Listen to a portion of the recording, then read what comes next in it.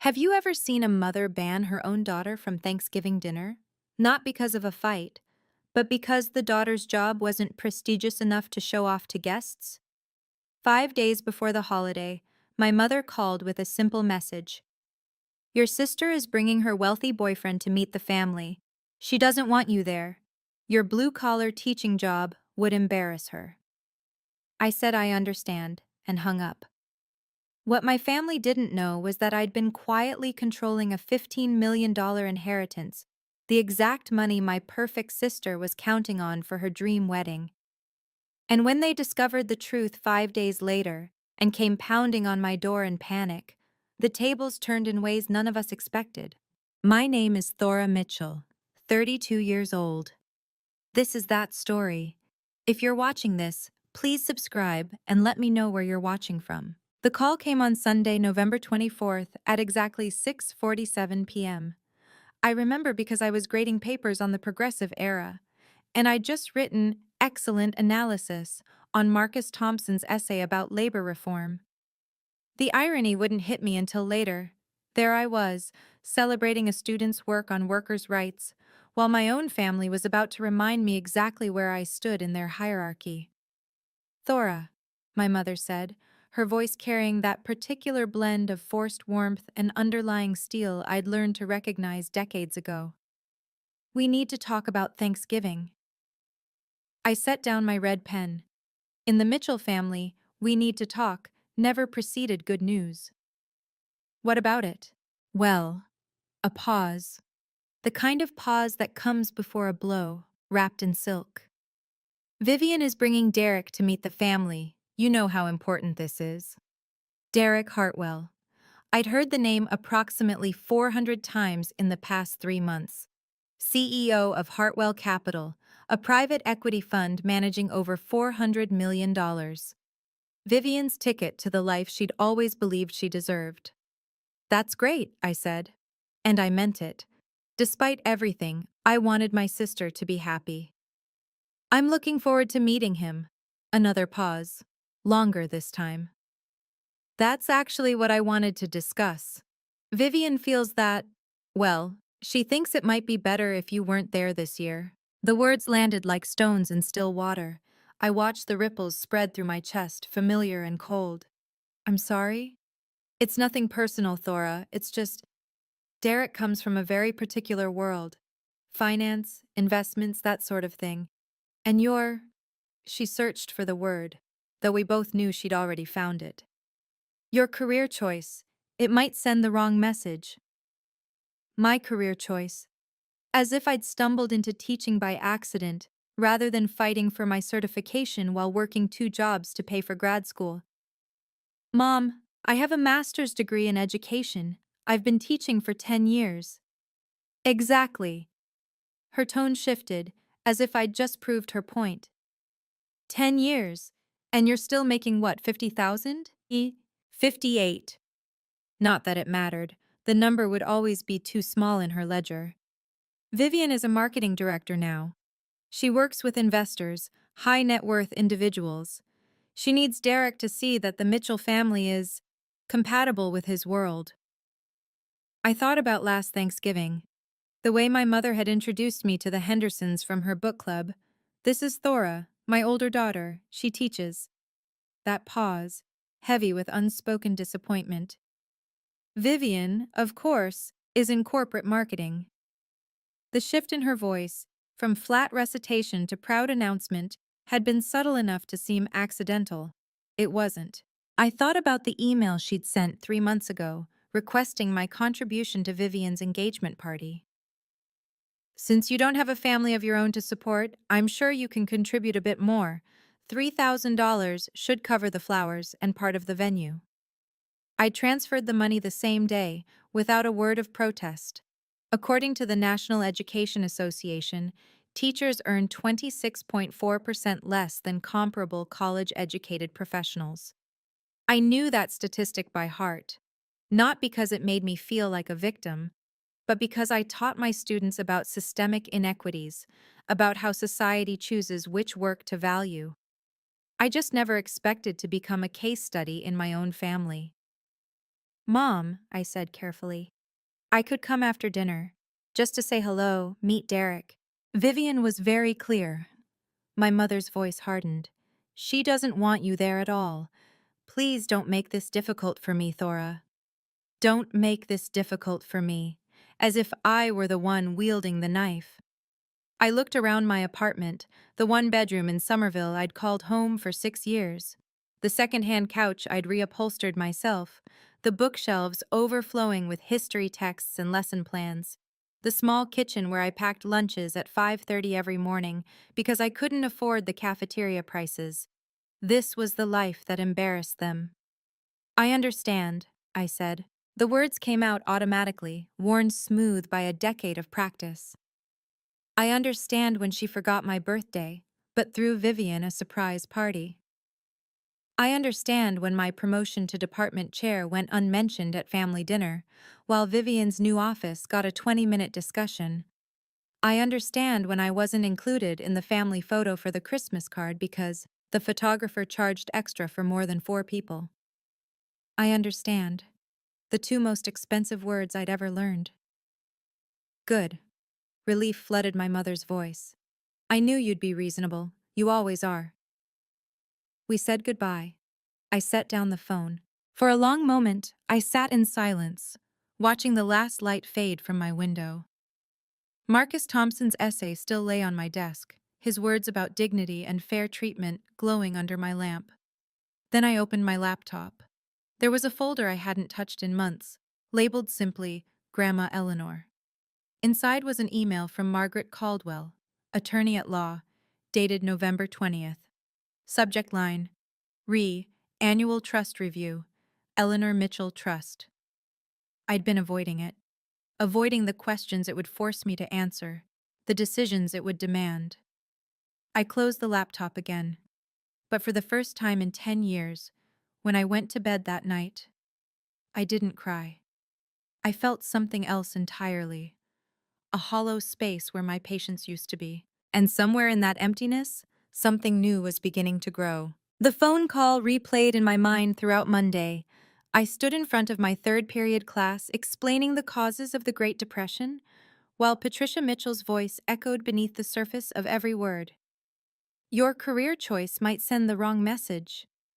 I taught these students about economic collapse, about how entire families lost everything, and my own family considered my salary a source of shame. Ms. Mitchell? A hand went up. Jasmine Reyes Jr., sharp as a tack. You okay? You seem kind of somewhere else. I forced a smile. Just thinking about how history repeats itself, Jasmine, sometimes in ways we don't expect. That night, I calculated the stakes of silence. If I accepted this exclusion, if I simply nodded and stayed home like a good, invisible daughter, what came next? Easter? Thora, Derek's family will be there. Maybe you should sit this one out. Vivian's wedding? It's a small ceremony, very exclusive, you understand? Future holidays, birthdays, funerals.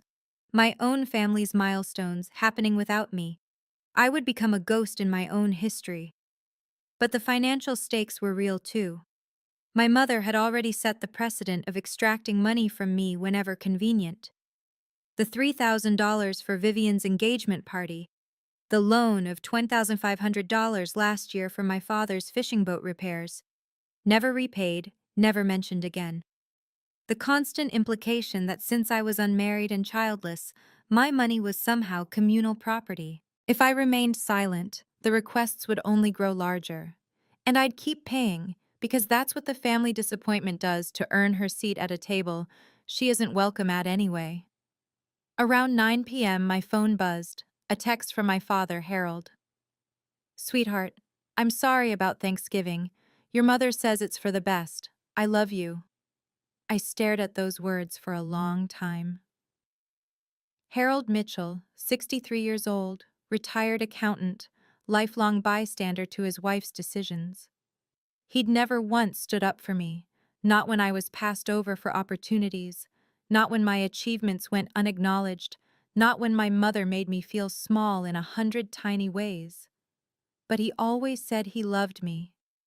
as if love without action meant anything at all. I didn't respond. Instead, I opened my laptop. The email from Margaret Caldwell sat in my inbox like a sealed envelope from another life. My grandmother Eleanor had died 2 years ago, at 85. She was the only person in my family who'd ever truly seen me. When I graduated from my master's program, she'd driven 3 hours to attend while my parents sent a card. When I got my first teaching job, she'd taken me to dinner and told me she was proud. When I confided my frustrations about feeling invisible at family gatherings, she'd taken my hand and said, "Thora, you're not invisible. You're just surrounded by people who've forgotten how to see." I hadn't understood what she'd done for me until after she was gone. I clicked on Margaret's email. Dear Ms. Mitchell, as per our annual review, the Eleanor Mitchell Irrevocable Trust currently holds assets valued at $15,247,891.33. As sole trustee, you have full discretionary authority over distributions under Section 4.2 of the trust document. Please confirm your distribution intentions for the upcoming fiscal year by December 1st. If you wish to modify distribution terms or add conditions, this must be documented before the fiscal deadline. I'm available to meet at your convenience. Best regards, Margaret Caldwell, Escroll Caldwell and Associates. $15,247,891.33. Vivian was the sole beneficiary. I was the sole trustee, the person who controlled when, how, and whether that money ever reached her hands. My grandmother had made that choice deliberately. She told me, in one of our last conversations, "Vivian isn't bad, Thora. She's just never had to learn the value of anything. I want you to teach her. The only way she'll understand." I'd kept this secret for 2 years. I'd told no one. Not my parents, not Vivian, not anyone. Partly because I didn't want my family's relationship with me to be about money. Partly because I wasn't ready to wield that kind of power. But now, sitting in my dark apartment, freshly exiled from Thanksgiving dinner because my teaching salary might embarrass my sister in front of her wealthy boyfriend, I began to reconsider. Not revenge. That wasn't what Grandma Eleanor intended, and it wasn't what I wanted. But boundaries? Accountability? The right to exist in my own family without apologizing for who I'd become? I closed the laptop and looked out the window at the city lights. I had held this secret for 2 years, and I was beginning to wonder if it was finally time to let it breathe. Thanksgiving Day arrived, gray and cold. The kind of November afternoon that makes you want to pull the curtains and forget the world exists. I woke at 7, out of habit. Even on holidays, my teacher's internal clock refused to sleep past dawn. I made coffee in my small kitchen, watched the steam rise, and tried not to think about the family gathering happening 15 miles away without me. By noon, I'd graded 32 essays. By 3, I'd reorganized my entire bookshelf by historical period. By 5, I'd accepted that no amount of productivity could fill the hollow space in my chest. I made myself dinner. A microwavable turkey breast, instant mashed potatoes, canned cranberry sauce. The saddest Thanksgiving meal I'd ever assembled, eaten standing at the counter because sitting at my small table felt too formal for a party of one. At 8:47 p.m., my phone lit up. A text from Vivian, with a photo attached. "Thanks for understanding, sis. Derek loved the dinner. He said our family is so put together. LOL." The image showed my entire family seated around my parents' mahogany dining table, the one Grandma Eleanor had given them 30 years ago. Patricia beaming at the head, Harold looking slightly uncomfortable but smiling, and Vivian glowing beside a dark-haired man in an expensive sweater. Derek Hartwell, I presumed. 4 place settings. No empty chair where I should have been. So put together. I set down my phone. Then I picked it up again and studied the photo more closely. My mother was wearing the pearl earrings I'd given her for her 60th birthday, the ones she'd said were simple but thoughtful. Vivian was wearing a cashmere wrap that cost more than my monthly rent. And there, in the background, just visible on the sideboard, was my grandmother's silver tea service. The one she'd promised me, before she died, because I was the only grandchild who'd ever helped her polish it. My mother had kept it. Of course she had. At 9:15 p.m., another text arrived. From my father this time. Sweetheart, I'm sorry. Your mother said this was best for everyone. I love you. I typed 3 different responses and deleted them all. What was there to say? He was sorry. He always was. But sorry didn't bring back a seat at the table. I called Rachel Torres instead. Rachel taught AP English at my school. We'd started the same year, survived countless faculty meetings together, and developed the kind of friendship forged through shared frustration and cafeteria coffee. She'd listened to 10 years of Mitchell family stories, and she was the only person outside my family who knew about the trust. Please tell me you're not alone, she said. I'm alone. Thora. Her voice carried equal parts affection and exasperation. I told you to come to my sister's place. Maria made enough food for an army. I know, I needed to process. Process what? Your family being terrible? That ship sailed years ago. A pause. What happened? I told her about the text, about the photo, about the smiling faces arranged around a table that had no room for me. Rachel was quiet for a moment. When she spoke again, her voice was careful. Thora, when are you going to stop letting them treat you like this? I don't let them. You do. Not harsh, just true. You pay for their parties. You show up when they call. You apologize for existing. And they keep taking because you keep giving. What am I supposed to do? You have options. I knew what she meant. I've never wanted to use it as leverage. I know, but there's a difference between leverage and accountability. Rachel's voice softened.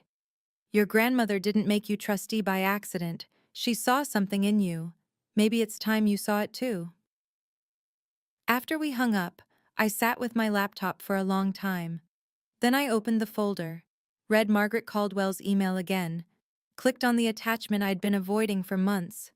The trust document was 47 pages long. I'd read it once, when Margaret first sent it, but the legal language had blurred together in a fog of grief and disbelief. Now I forced myself to focus. Section 4.2, Paragraph 1. The trustee shall have sole and absolute discretion to determine the timing, amount, and conditions of any distributions to the beneficiary. Sole discretion, absolute. I thought about Vivian's text. Derek loved the dinner. He said our family is so put together. I thought about the empty chair that didn't exist because they'd never set a place for me in the first place. I thought about my grandmother's voice 2 months before she died. One day, you'll understand why I chose you, Thora. One day you'll need this. And when that day comes, I want you to remember. You're not powerless. You never were. I closed the laptop. I wasn't ready to make decisions tonight, but for the first time in 2 years, I was ready to stop pretending this choice didn't exist. My grandmother had given me a key. The question was whether I was finally willing to use it. Friday morning, November 29th, I woke up with a plan. Not revenge. I'd never wanted that, and Grandma Eleanor wouldn't have wanted it either. But clarity. After years of accepting whatever crumbs my family offered, I needed to understand exactly what I was holding. I called Margaret Caldwell's office at 9 a.m. Ms. Mitchell, she said, her voice carrying the measured professionalism of someone who'd shepherded 100 families through wealth and grief.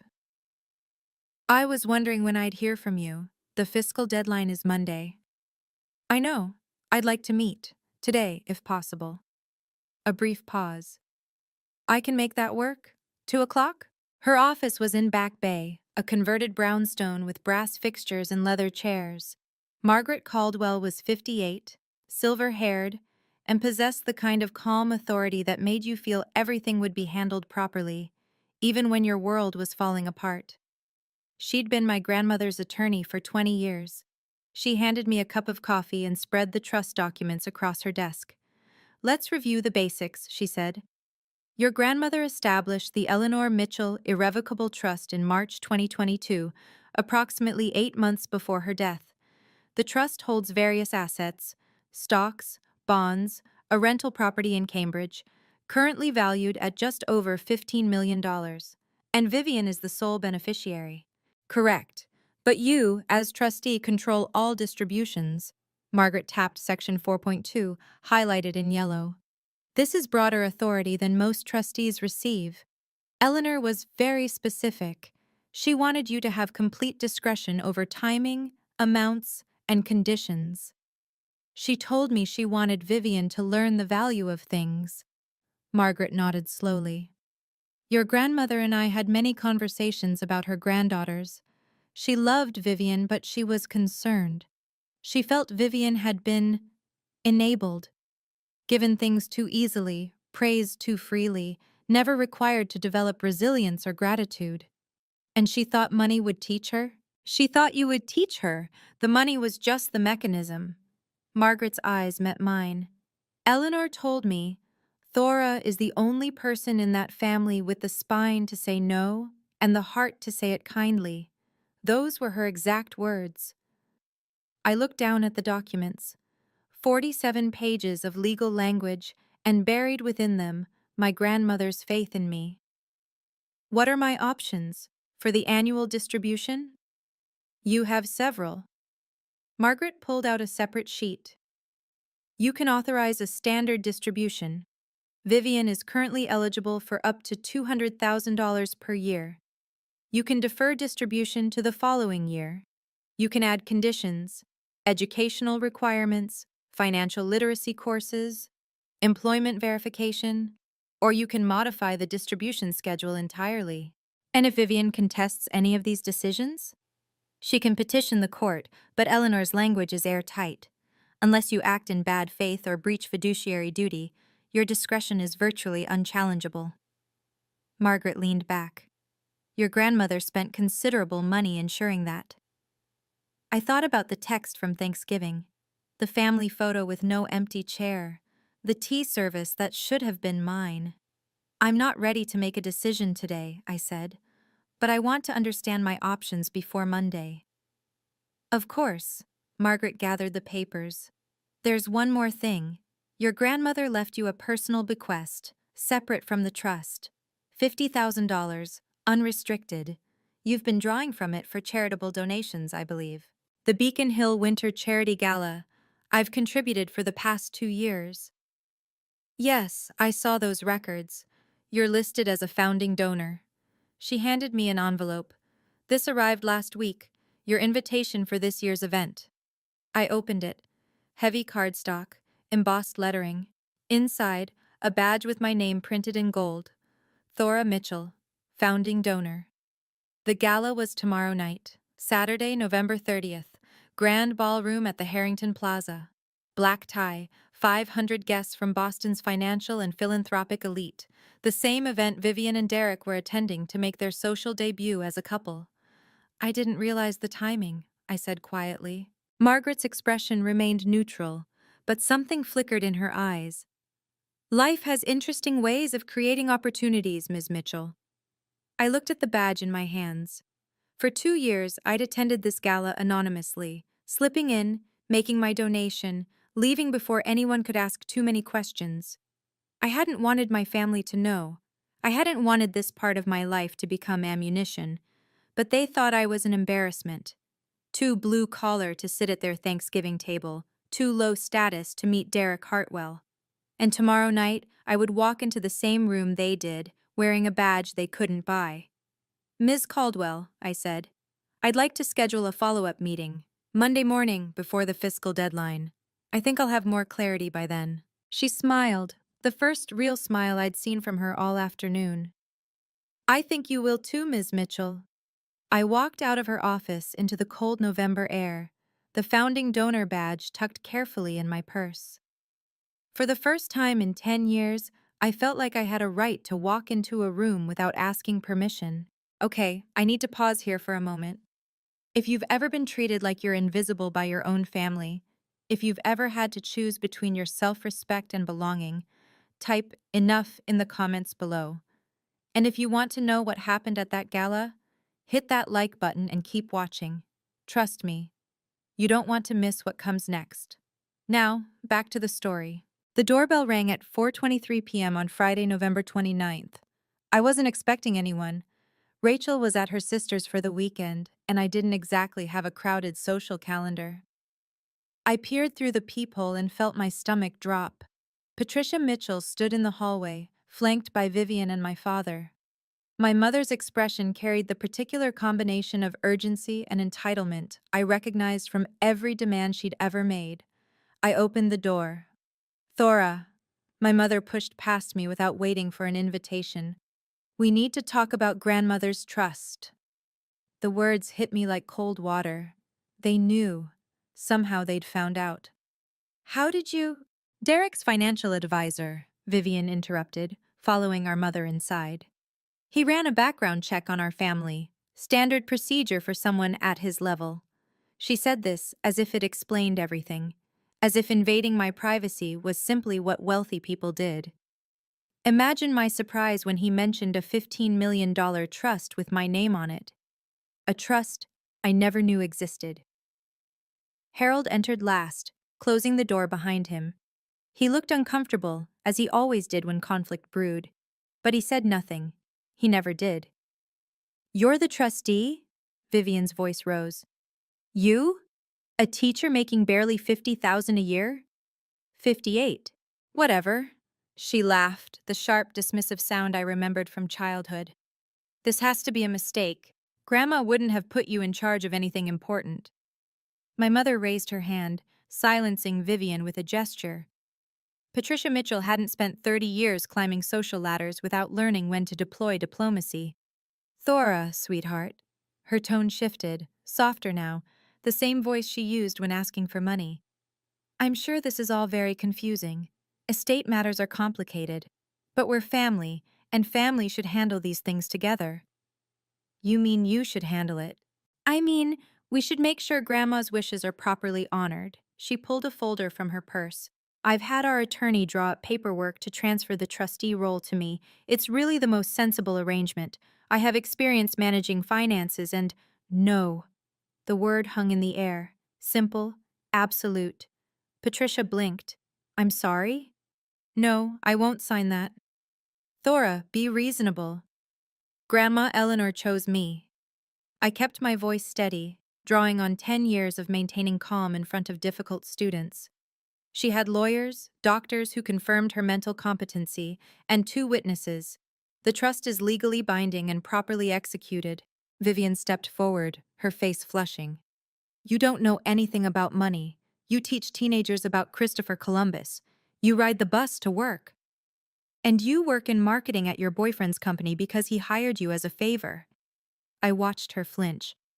I know about the interview process, Vivian. Or rather, the lack of one. How dare! Enough! Patricia's diplomatic mask slipped. Thora, you're being selfish. This money is for Vivian's future. For her wedding, her security. Do you want to stand in the way of your sister's happiness? I'm not standing in the way of anything. I'm doing exactly what Grandma asked me to do. My mother's eyes narrowed. And what is that, exactly? Making sure the money is used responsibly. The hallway of my building had thin walls.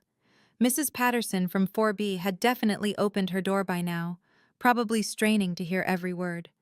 I was providing better entertainment than her afternoon talk shows. Vivian must have sensed the audience because her voice dropped to a hiss.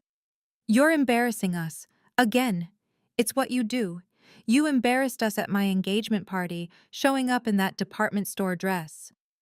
You would have embarrassed us at Thanksgiving if we'd let you come. And now you're embarrassing us by pretending you're capable of managing anything more complicated than a lesson plan.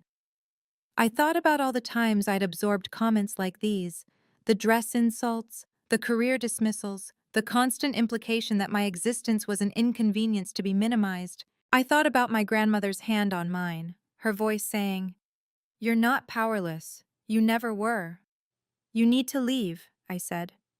"Thora," my mother began, "I'll be at the gala tomorrow night." I hadn't planned to say it, but the words emerged with surprising clarity. If you want to discuss the trust, we can do it there. Vivian laughed. You weren't invited to the gala. Actually, I was. I reached into my purse, still sitting on the entry table, and pulled out the badge. Gold letters on cream cardstock. Founding donor. I've contributed $50,000 over the past 2 years. They send me a VIP invitation every November. For the first time in my life, I watched my mother's composure crack completely. Her mouth opened, closed, opened again. That's not possible. The organization has records. Feel free to verify. Vivian snatched the badge from my hand, staring at it as if it might burst into flames. Where did you get $50,000? Grandma Eleanor. She left me a personal bequest, separate from the trust. I took the badge back, tucking it safely away. She believed in the causes they support. I honored her memory. The silence that followed was profound.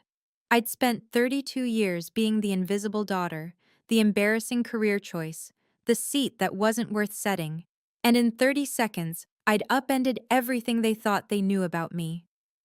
Patricia recovered first, her voice strained, but controlled. We'll discuss this tomorrow then, at the gala. We will.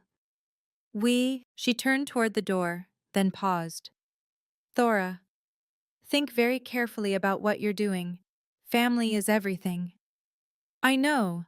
I opened the door for them. That's why I spent 10 years trying to be part of one. They filed out, Patricia first, Vivian shooting me a look of pure venom, Harold trailing behind with something unreadable in his eyes. As my father passed, he hesitated. Thora. Not now, Dad. He nodded once and followed the others. I closed the door and listened to their footsteps fade down the hallway. My hands were shaking, but not with fear. Tomorrow night, I would walk into that ballroom. I would stand in the same room as my family, at an event they considered their territory. And for the first time, they would see me as I actually was. Not the disappointing daughter they'd invented, but the woman my grandmother had believed in. The Beacon Hill. Winter Charity Gala occupied the grand ballroom of the Harrington Plaza, a space designed to make ordinary people feel small and wealthy people feel magnificent. Crystal chandeliers cast warm light across 500 guests in designer gowns and tailored tuxedos. The minimum donation was $2,000 per ticket. The ambient conversation hummed with discussions of portfolios, philanthropy, and property values. I arrived at 7:15 p.m. on Saturday, November 30th, wearing a simple black dress I'd bought on clearance for $200. But the badge pinned to my chest, Thora Mitchell, founding donor, outshone every piece of jewelry in the room. The VIP entrance was separate from the main doors. A staff member checked my credentials, smiled warmly, and directed me toward the reception area near the stage. Ms. Mitchell, thank you so much for your continued support. The board specifically asked me to express their gratitude. It's my pleasure. My grandmother believed strongly in your mission. I accepted a glass of champagne and moved through the crowd, exchanging pleasantries with foundation staff who recognized my name from donor reports. For 2 years, I'd attended these events quietly, arriving late, leaving early, avoiding attention. Tonight was different. Tonight, I was done hiding. I spotted them across the ballroom at 7:32 p.m., Patricia in emerald green, Harold looking uncomfortable in his rental tuxedo, and Vivian radiant in a silver gown that probably cost more than my monthly salary. Beside her stood Derek Hartwell, tall, dark-haired, carrying himself with the easy confidence of someone who'd never worried about a bill in his life. They hadn't seen me yet. They were working the room, Vivian's hand on Derek's arm, performing the social choreography of ambitious people at important events. I stayed near the stage, talking with a foundation board member about education funding initiatives. It felt surreal, discussing grant proposals while watching my family pretend I didn't exist, in a room where my name carried more weight than any of them realized. At 7:48 p.m., Derek noticed my badge. I saw the moment it happened. He was scanning the room, identifying major donors the way successful business people do when his gaze landed on my chest, specifically on the gold letters spelling founding donor. He said something to Vivian. She glanced in my direction and went pale, but Derek was already moving toward me, pulling Vivian along by the hand. He'd been trained to acknowledge major donors. It was basic networking, and whatever background check his team had run clearly hadn't included my charitable giving. "Excuse me." He extended his hand as he reached me. "I'm Derek Hartwell. I don't believe we've met, but I wanted to personally thank you for your support of the foundation. Your contributions have been extraordinary." Up close, he was handsome in an unremarkable way. Good bones, expensive grooming, the polished surface of generational wealth. But his eyes were intelligent, and when he shook my hand, his grip was genuine. "Thank you. I'm Thora Mitchell." The name registered. I watched it happen. The slight widening of his eyes, the quick glance at Vivian, the recalculation. "Mitchell," he repeated slowly, "as in Vivian's older sister." "Yes." He turned to Vivian, whose face had gone from pale to gray. "You told me you didn't know the woman with the founding donor badge." "I didn't," Vivian's voice caught. "I didn't recognize her at first. The lighting." "The lighting." Derek's tone cooled by several degrees. "Your sister has donated over $100,000 to a foundation I've supported for years, and you didn't recognize her?" Other guests were starting to notice. The volume of our conversation wasn't loud, but the body language spoke clearly. Tension, conflict, the irresistible magnetism of wealthy people behaving badly. Patricia materialized at Vivian's elbow, her social radar detecting crisis. "Derek, darling, what a wonderful event! Have you seen the silent auction items?" "Mrs. Mitchell." Derek's voice remained pleasant, but something had shifted beneath the surface. "I was just thanking your daughter for her charitable contributions. I understand she's been a founding donor for 2 years." Patricia's smile froze. "My daughter?" "Thora." He gestured toward me. "She's apparently contributed $50,000 annually. That's more than many of our VIP ticket holders combined." "I didn't realize." Patricia trailed off, her composure fracturing for the second time in 2 days. "Didn't realize your daughter was a major philanthropist? Interesting." Derek turned to me. "Ms. Mitchell, Thora, I apologize. I was told the Mitchell family would be attending tonight, but your name wasn't mentioned." "I'm not often mentioned." The words came out before I could soften them, but they were true, and I was tired of softening truths. "Derek." Vivian's hand tightened on his arm. "This is family business. It's complicated." "What's complicated about it?" His voice sharpened. "Your sister is standing here with credentials that suggest she's taken this foundation's mission seriously for years. And 15 minutes ago, you told me you'd never seen her before." "Derek, please. What else haven't you told me?" A new voice entered the conversation. Calm, authoritative, perfectly timed. "Thora, I didn't expect to see you here tonight." Margaret Caldwell approached in a navy blue gown, her silver hair swept into an elegant twist. She nodded to Derek with the familiarity of professional circles overlapping at fundraisers. "Mr. Hartwell, always a pleasure." Then to me, "I hope we're still on for Monday morning. There's quite a bit to discuss regarding the annual review." Derek's attention sharpened. "Review?" Margaret smiled blandly. "Ms. Mitchell is one of my most valued clients. She manages a substantial trust with remarkable diligence." She turned to Patricia. "Your mother made an excellent choice, Mrs. Mitchell. The Eleanor Mitchell Trust is in very capable hands." The temperature around our little group dropped by several degrees. "Thora manages the trust?" Derek looked from me to Vivian. "The trust you told me was being handled by the estate?" Vivian's face had passed gray and was approaching white. I thought." "You thought what, exactly?" I watched my sister search for words, for explanations, for some way to spin this that wouldn't make her look like either a liar or a fool. She found none. I think, I said quietly, that you two have things to discuss. If you'll excuse me. I turned to walk away, but Derek's voice stopped me. Ms. Mitchell. Thora. When I looked back, his expression had shifted. The smooth social mask had cracked, revealing something rawer beneath. I apologize for whatever role I played in tonight's confusion, and for whatever's been happening with your family. You didn't know. No, but I'm starting to. He looked at Vivian with an expression I recognized, the particular disappointment of someone realizing the person beside them isn't who they pretended to be. I left them there, surrounded by 500 witnesses, and walked toward the bar. My hands were steady. My heart was calm. For the first time in my life, I'd stood in a room full of people my family admired, and they'd been forced to see me clearly. The tables hadn't just turned, they'd been flipped entirely. All right, I know what you're thinking right now. Thora, that was satisfying. Or maybe Vivian absolutely deserved that. Drop a comment and let me know whose side you're on. And if you've ever had a tables-turned moment like this in your own life, I want to hear about it. Hit that like button if you're feeling the same tension I felt in that ballroom.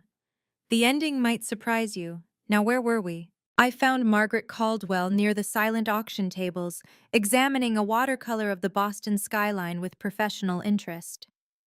Well, she said without looking up, that was more dramatic than I anticipated. I didn't plan it. No, the best confrontations rarely are planned. She turned to face me. I have drafts of several distribution documents in my office. After tonight, do you have a clearer sense of your intentions?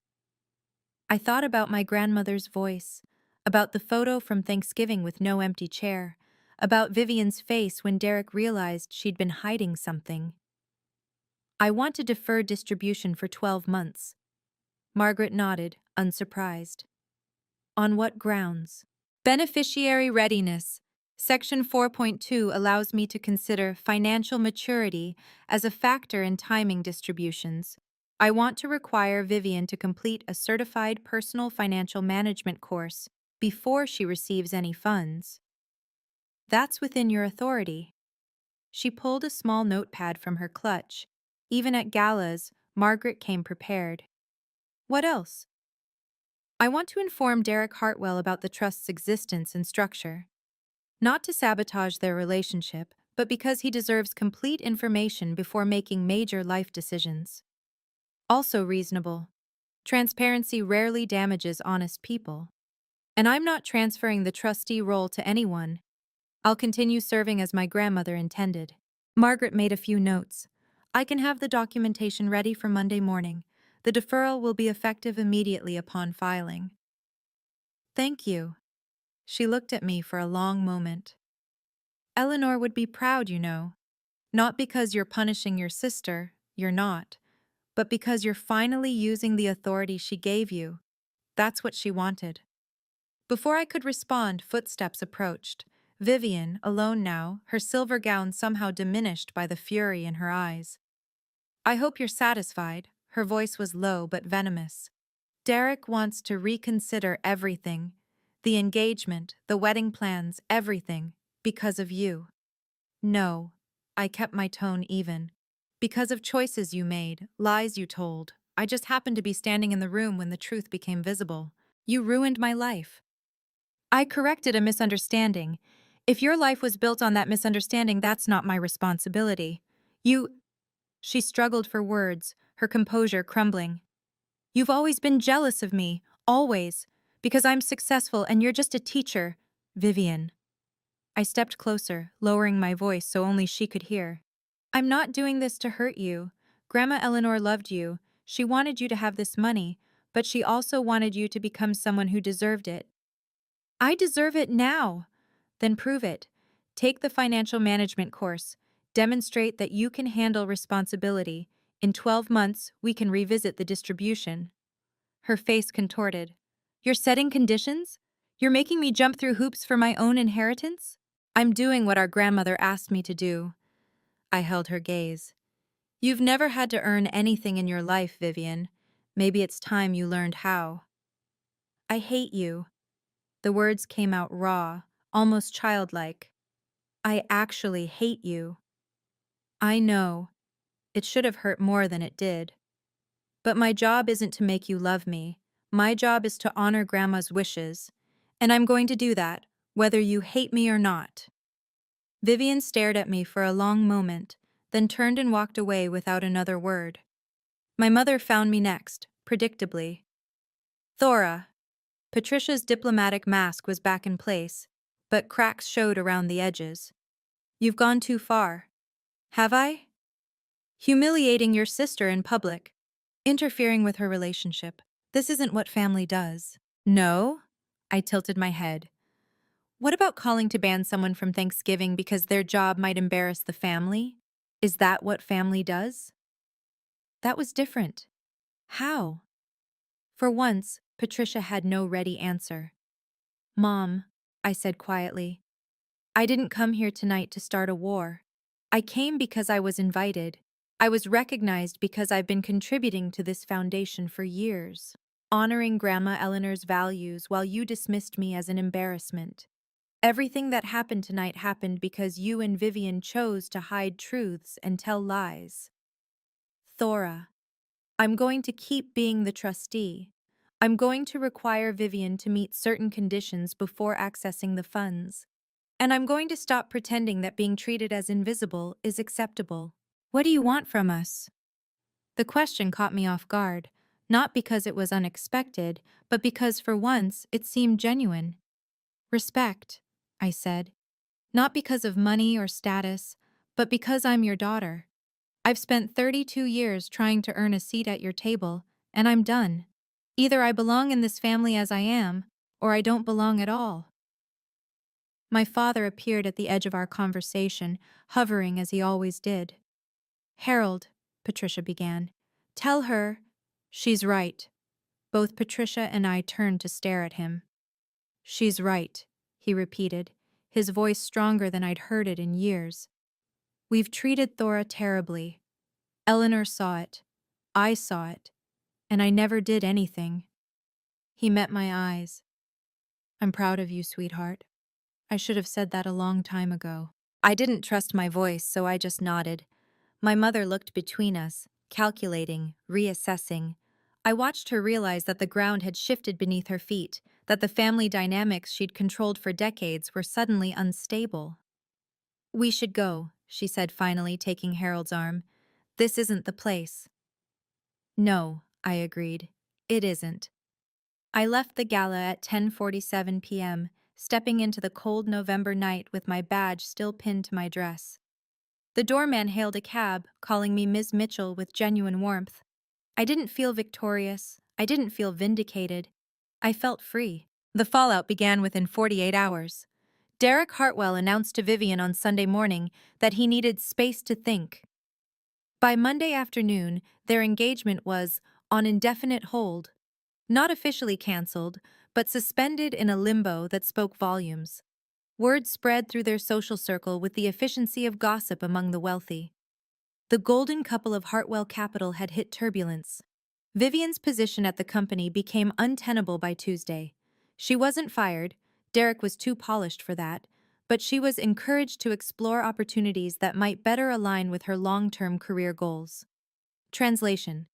Her presence had become awkward, and everyone knew it. She cleaned out her desk on December 3rd.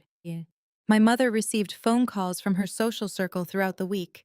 The Hendersons, the Castellanos, the Morrison Whites from her charity board, all expressing concern and offering support, which was really code for mining for details about the Thanksgiving scandal that had apparently become the talk of the Winter Gala.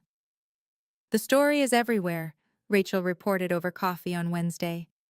I heard 3 different versions at my dentist's office yesterday. Something about a sister being banned from Thanksgiving and then showing up as a major donor. The details vary, but the punchline is always the same. What punchline? That the embarrassing daughter turned out to be more impressive than anyone knew. Rachel grinned. People love an underdog story, Thora, especially one with receipts. The formal aftermath came Monday morning, December 2nd, at Margaret Caldwell's office. I signed the deferral documents at 9:15 a.m. The language was precise.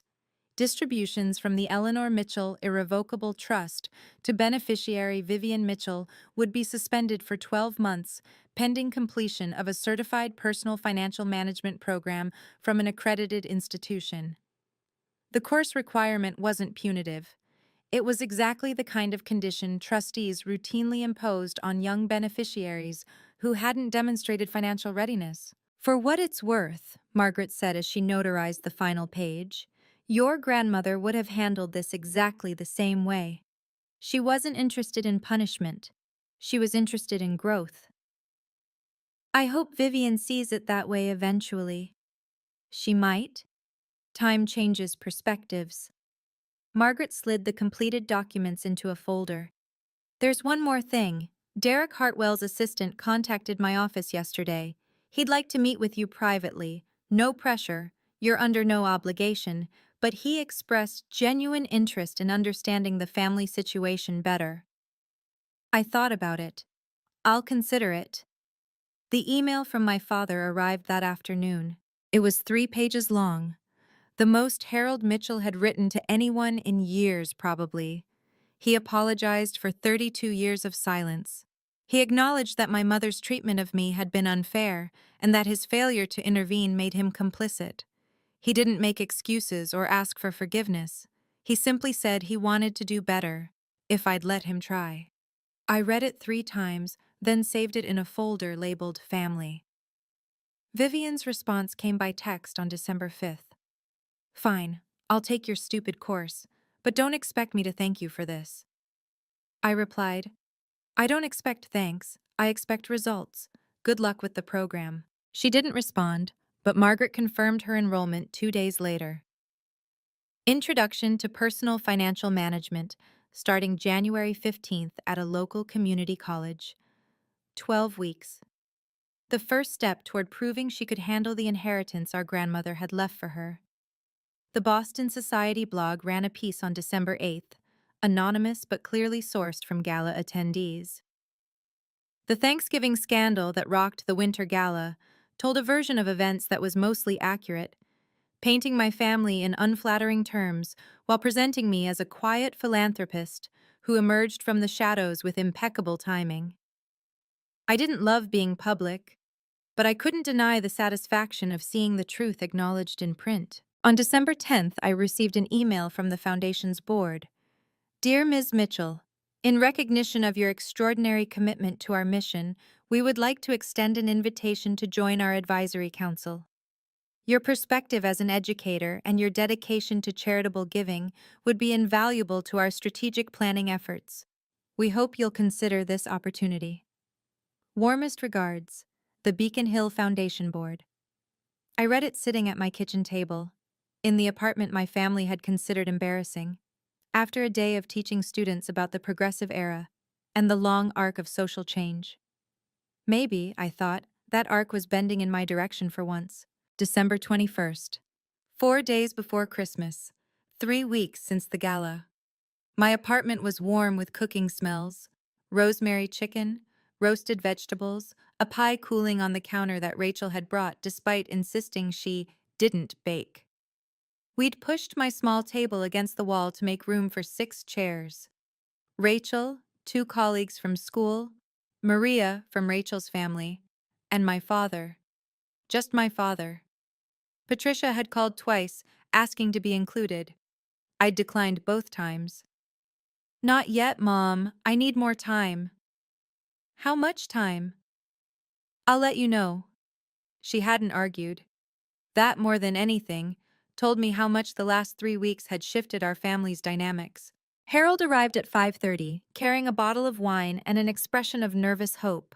He'd never visited my apartment before. In 10 years, no one from my family had. It's nice, he said, looking around at my books and photographs and the small touches that made this space mine. It's you. Thanks, Dad. The dinner was imperfect and wonderful. Rachel told embarrassing stories from our first year of teaching. Maria dominated a debate about the best pie crust technique. My colleagues complained about standardized testing. My father listened more than he spoke, but when he did contribute, his comments were thoughtful and kind. At one point, he caught my eye across the table and mouthed, "Thank you." I nodded. We were both learning what this could look like, a relationship built on honesty instead of avoidance. Vivian texted at 7:45 p.m. "Merry Christmas, Thora. I'm trying." I showed my father the message. He read it twice, then handed my phone back. "She means it," he said. "The course is harder than she expected, but she's doing the work." "Good." She asked me if you'd ever forgive her. I thought about that for a moment. Forgiveness isn't the issue. Trust is. And trust takes time. He nodded slowly. "That's fair."